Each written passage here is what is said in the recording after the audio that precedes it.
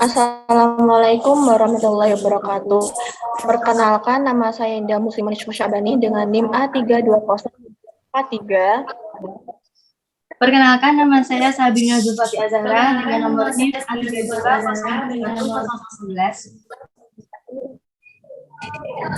Dan saya Wildanita Risnangga Syifa dengan NIM A320210023.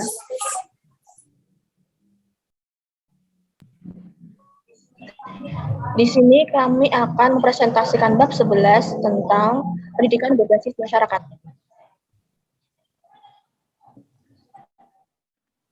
Dimulai dari manajemen pendidikan berbasis masyarakat. Kondisi pendidikan kita mengalami keterpurukan. Keterpurukan pendidikan di mana terdapat 3 lembaga yang sama-sama mempunyai peranan sentral dalam pendidikan, yaitu Depdiknas, Depdagri, dan Depak. Praktik manajemen yang sentralistik sehingga persoalan-persoalan pendidikan tidak dapat diselesaikan dan efektif dan efisien. Penganggaran dan pengelolaan pendidikan yang kaku dan manajemen pada tingkat sekolah yang tidak efektif. Untuk mengatasi kelemahan tersebut, World Bank mengusulkan 5 hal, yaitu yang pertama, pemberdayaan lokal melalui sentralisasi perencanaan jangka panjang. Yang ketiga, pembangunan kemampuan kelembagaan. Yang keempat, memberikan otonomi yang lebih besar dengan manajemen sekolah yang bertanggung jawab. Yang kelima, sistem pendanaan yang menjamin pemerataan dan efisiensi. Pertama, konsep pendidikan berbasis masyarakat. Community-based education atau pendidikan berbasis masyarakat disebut dengan istilah community for development merupakan sebuah sistem yang memberikan peluang sama bagi setiap orang untuk mendapatkan ilmu pengetahuan dan teknologi melalui pembelajaran seumur hidup. Kemunculan CBE didorong oleh arus globalisasi pendidikan. CBE adalah model penyelenggaraan pendidikan yang bertumpu pada prinsip-prinsip masyarakat, oleh masyarakat dan untuk masyarakat. Pendidikan dari masyarakat artinya pendidikan memberikan jawaban atas kebutuhan masyarakat. Pendidikan oleh masyarakat artinya masyarakat ditempatkan sebagai subjek atau pelaku pendidikan, bukan objek pendidikan. Pendidikan untuk masyarakat artinya masyarakat diikutsertakan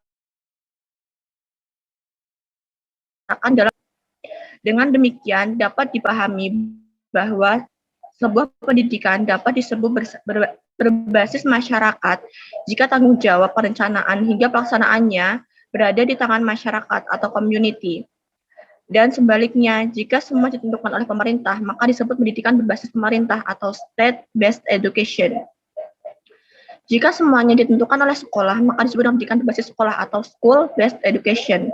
5 aspek dalam pelaksanaan CBE yaitu yang pertama, teknologi yang dipelajari hendaknya sesuai dengan kondisi dan situasi nyata yang ada di dalam masyarakat.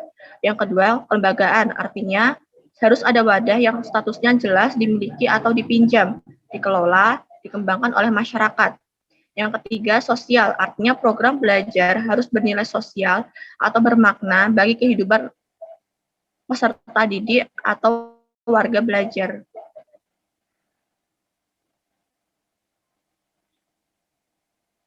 Yang keempat, kepemilikan program, artinya kelembagaan harus menjadi milik masyarakat, bukan milik instansi pemerintah.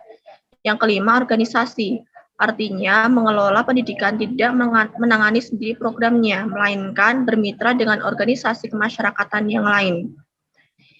CBE menurut Watson, sebagaimana dikutip Umberto Sihombing, yaitu yang pertama, mementingkan warga belajar. Yang kedua, program harus dimulai dari perspektif kritis. Ada 3 perspektif dalam melihat masyarakat, yaitu konservatif, liberal, dan kritis. Yang ketiga, pembangunan masyarakat yang menekankan bahwa program belajar harus berlokasi dan menyatu dengan masyarakat, menjawab kebutuhan masyarakat, menciptakan rasa memiliki dan program disebut dirancang, diputuskan, serta diatur oleh masyarakat sehingga mereka membentuk kesatuan yang lebih besar. CBE mempunyai prinsip yang pertama self-determination atau menentukan sendiri. memiliki hak dan tanggung jawab untuk terlibat dalam menentukan kebutuhan masyarakat dan mengidentifikasi sumber-sumber masyarakat yang bisa digunakan untuk merumuskan kebutuhan tersebut. Yang kedua, self-help atau menolong diri sendiri. Bahwa anggota masyarakat dilayani dengan baik ketika kemampuan mereka untuk menolong diri mereka sendiri telah didorong dan dikembangkan. Mereka menjadi bagian dari solusi dan membangun kemandirian lebih baik, bukan tergantung karena mereka beranggapan bahwa tanggung jawab adalah untuk kesejahteraan mereka sendiri. Yang ketiga, leadership development atau pengembangan kepemimpinan. Bahwa para pemimpin lokal harus dilatih dalam berbagai keterampilan untuk memecahkan masalah, membuat keputusan, dan proses kelompok sebagai cara untuk menolong diri mereka sendiri secara terus-menerus dan sebagai upaya mengembangkan masyarakat. Yang keempat, localization atau lokalisasi. Bahwa potensi terbesar untuk tingkat partisipasi masyarakat tinggi terjadi ketika masyarakat diberi kesempatan dalam pelayanan, program, dan kesempatan terlibat dekat dengan kehidupan tempat masyarakat hidup. Yang kelima, integrated delivery of service atau keterpaduan pemberian layanan. Bahwa adanya hubungan antara generasi di antara masyarakat dan agen-agen yang menjalankan pelayanan publik dalam memenuhi tujuan dan pelayanan publik yang lebih baik. Oke, yang keenam ada reduce duplication of service atau mengurangi duplikasi pelayanan. Bahwa masyarakat seharusnya memanfaatkan secara penuh sumber-sumber fisik, keuangan, dan sumber daya manusia dalam lokalitas mereka dan mengoordinasi usaha mereka tanpa duplikasi pelayanan. Yang ketujuh ada accept diversity atau menerima perbedaan. Di sini pengertiannya adalah menghindari pemisahan masyarakat berdasarkan usia, pendapatan, kelas sosial, jenis kelamin, ras, etnis, agama, atau keadaan yang menghalangi pengembangan masyarakat secara menyeluruh, termasuk perwakilan warga masyarakat seluas mungkin dituntut dalam pengembangan, perencanaan, dan pelaksanaan program. Yang nomor 8, institutional responsiveness. Ada tanggung jawab kelembagaan. Di sini diterangkan bahwa pelayanan terhadap kebutuhan masyarakat yang berubah secara terus-menerus adalah sebuah kewajiban dari lembaga publik sejak mereka terbentuk untuk melayani masyarakat. Yang terakhir, lifelong learning atau pembelajaran seumur hidup. Kesempatan pembelajaran formal dan informal harus tersedia bagi anggota masyarakat untuk semua umur dalam berbagai jenis latar belakang masyarakat. Aturan pelaksanaan CBE. Ada 4. Yang pertama, masyarakat berhak menyelenggarakan pendidikan berbasis masyarakat pada pendidikan formal dan non-formal sesuai dengan kekhasan agama, lingkungan sosial, dan budaya untuk kepentingan masyarakat. Yang kedua, menyelenggara pendidikan berbasis masyarakat, mengembangkan dan melaksanakan kurikulum dan evaluasi pendidikan.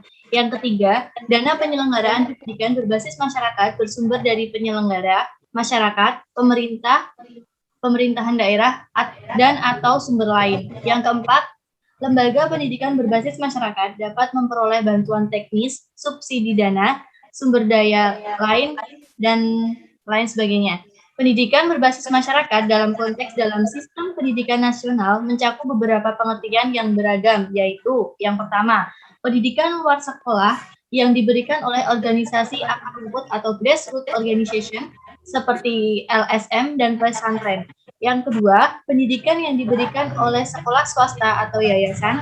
Yang ketiga, pendidikan dan pelatihan yang diberikan oleh pusat pelatihan milik swasta. Yang keempat, pendidikan luar sekolah yang disediakan oleh pemerintah. Yang kelima, pusat kegiatan masyarakat. Dan yang terakhir, ada pengambilan keputusan yang berbasis masyarakat.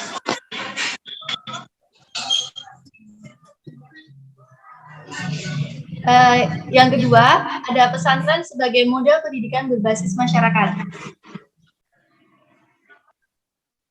Di sini dijelaskan tentang pesantren disinyalir merupakan model pendidikan yang diadopsi dari India. Sebelum proses penyebaran Islam di Indonesia, sistem dan model tersebut telah digunakan di India. Baru kemudian pada zaman Hindu, Buddha di Jawa, Model atau sistem tersebut digunakan secara umum untuk pendidikan dan pengajaran di kerajaan-kerajaan Jawa. Setelah Islam masuk dan menyebar di Indonesia atau Jawa, sistem tersebut kemudian diambil oleh Islam dan dalam perkembangannya dikenal dengan sistem pesantren. Kemudian pada masa awal Islam di Indonesia, pesantren merupakan lembaga pendidikan dan pengajaran Islam yang di dalamnya terjadi interaksi antara kiai atau ustadz sebagai guru dan para santri sebagai murid. Keberadaan pesantren yang survive dan berkembang sejak jauh sebelum kemerdekaan menjadi inspirasi untuk memasukkan pesantren sebagai bagian dari sistem pendidikan nasional. Model pendidikan pesantren merupakan salah satu bentuk pendidikan yang berbasis masyarakat sebab maju, berkembang, dan atau mundur serta kepemilikannya diserahkan sepenuhnya kepada masyarakat. Pesantren dalam perkembangannya, jika dilihat dari sarana fisik yang dimilikinya, dapat dikelompokkan menjadi 5 tipe, yaitu tipe yang pertama, ada pesantren hanya terdiri dari masjid dan rumah kiai saja. Tipe kedua, selain adanya masjid dan rumah kiai, di dalamnya telah tersedia pula bangunan berupa pondokan atau asrama bagi para santri. Tipe yang ketiga, tipe ini telah memiliki masjid, rumah kiai, serta pondok. Tipe keempat, selain telah memiliki masjid, rumah kiai, serta pondokan, juga telah memiliki pula tempat untuk pendidikan keterampilan. Dan tipe yang terakhir, tipe kelima, pada tipe ini pesantren telah berkembang sehingga disebut pula sebagai pesantren modern.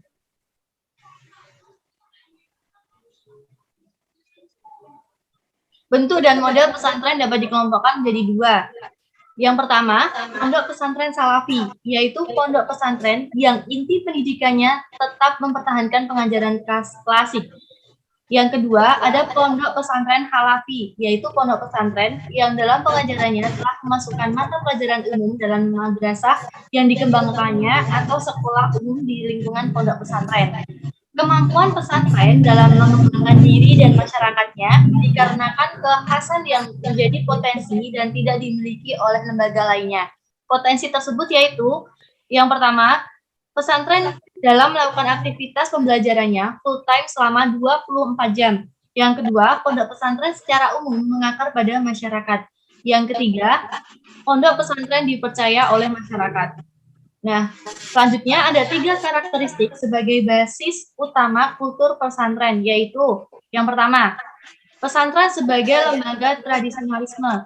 Tradisionalisme dalam konteks pesantren harus dipahami sebagai upaya mencontoh teladan yang dilakukan para ulama salaf yang masih murni dalam menjalankan ajaran Islam agar terhindar dari fitnah, khurafat, tahayul, dan klinik. Hal ini kemudian dikenal dengan gerakan salaf, yaitu gerakan yang menyerupakan kembali kepada Al-Quran dan hadis. Karena kemunduran dan ketidakberdayaan Islam disebabkan umat Islam telah jauh meninggalkan sumber aslinya dan karena taklid buta.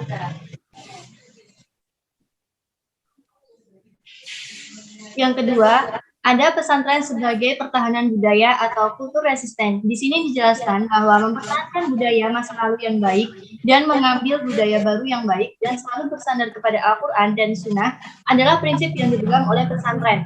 Sikap ini merupakan konsekuensi dari modeling.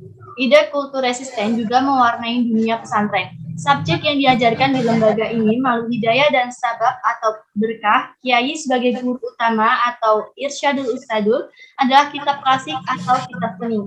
Diolah dan ditransmisikan dari satu generasi ke generasi berikutnya yang sekaligus menunjukkan keampuhan kepemimpinan kiai. Isi kitab kuning menawarkan keseimbangan tradisi yang benar. Dan yang terakhir ada pesantren sebagai pendidikan keagamaan. Pendidikan pesantren didasari, digerakkan, dan diarahkan oleh nilai-nilai kehidupan yang bersumber pada ajaran Islam. Ajaran Islam ini berkelindan dengan struktur sosial atau realitas sosial yang digumuli dalam hidup sehari-hari. Dengan demikian, maka pendidikan pesantren didasarkan atas dialog-dialog yang terus-menerus antara kepercayaan terhadap ajaran dasar agama yang diyakini memiliki nilai kebenaran mutlak dan realitas sosial yang memiliki nilai kebenaran relatif.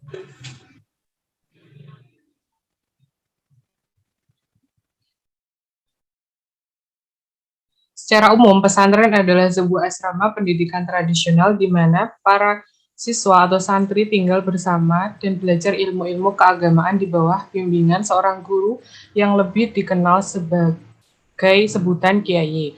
Pada perkembangannya, pesantren dapat dikelompokkan menjadi 3 model. Yang pertama, ada model pesantren tradisional yang masih mempertahankan sistem salafiyahnya dan menolak intervensi kurikulum dari luar. Yang kedua, model pesantren yang sudah lebur dengan modernisasi, yaitu pesantren yang mempunyai 2 kurikulum, yaitu kurikulum salafi dan kurikulum umum. Yang ketiga, ada model pesantren yang mengikuti proses perubahan modernitas tanpa menghilangkan sistem kurikulum lama yang salafi. 4. Pelaksanaan pendidikan berbasis masyarakat. Pendidikan berbasis masyarakat dalam pelaksanaannya dapat diwujudkan dalam berbagai bentuk kegiatan belajar masyarakat. Bentuk kegiatan belajar yang telah dan terus diusahakan adalah melalui Pelembagaan Pusat Kegiatan Belajar Masyarakat atau PKMB. PKMB merupakan kegiatan yang dibentuk dari, oleh, dan untuk masyarakat dalam rangka usaha untuk meningkatkan pengetahuan, keterampilan, sikap, hobi, dan bakat warga masyarakat. Sekolah-sekolah alternatif yang banyak dikelola oleh masyarakat seperti SLTP Alternatif Korea Thoyibah di Salatiga, SMP Terbus Otek Makmur di Boyolali, SLTP Alternatif Candi Laras di Gunung Merbabu, sekolah khusus untuk petani di Gunung Kidul, dan masih banyak lagi merupakan salah satu bentuk untuk pelaksanaannya berbasis masyarakat. Peran pemerintah dalam pendidikan berbasis masyarakat terdapat 5 peran pemerintah dalam pelaksanaan CBE. Yang pertama, 1. Peran sebagai pelayan masyarakat, artinya melayani masyarakat merupakan pilar utama dalam memberdayakan dan membantu masyarakat dalam menemukan kekuatan dirinya untuk bisa berkembang secara optimal. Yang kedua, peran sebagai fasilitator, artinya pemerintah menjadi fasilitator yang ramah menyatu dengan masyarakat. Yang ketiga, peran sebagai pendamping, artinya pemerintah melepaskan peranannya dari penentu segalanya dalam mengembangkan program belajar menjadi pendamping masyarakat. Yang keempat, peran sebagai mitra, artinya pemerintah harus dapat memerankan fungsinya sebagai mitra bagi masyarakat. Yang kelima, peran sebagai penyandang dana, artinya semua warga negara berhak mendapatkan pendidikan yang layak, sehingga wajib bagi pemerintah untuk memfasilitasi dan mendanai kegiatan belajar masyarakat. Yang kelima, peran masyarakat dalam pendidikan berbasis masyarakat. Peran masyarakat dalam penyelenggaraan CBE dapat dikelompokkan sebagai berikut. Yang pertama, tokoh masyarakat atau tokoh agama, tokoh adat, dan pendidik berperan sebagai pemrakarsa, mediator, motivator, tutor, pengelola, dan bahkan sebagai penyandang dana serta penyedia fasilitas pendidikan. Yang kedua, organisasi kemasyarakatan berperan sebagai pemrakarsa, perencana, penyelenggara, organisator, pemberi motivasi, penyedia fasilitas, pengatur kegiatan, pengayom kegiatan, penyedia dana, pembina kegiatan, dan pemecah masalah. Yang ketiga, lembaga swadaya masyarakat atau LSM berperan sebagai pembangkit dan penyampai aspirasi masyarakat, pemberi motivasi, pendamping masyarakat, fasilitas, pengembang dan penyedia dana, penyedia teknologi dan informasi pasar, dan penyedia ahli tenaga serta pengelola program. Terima kasih.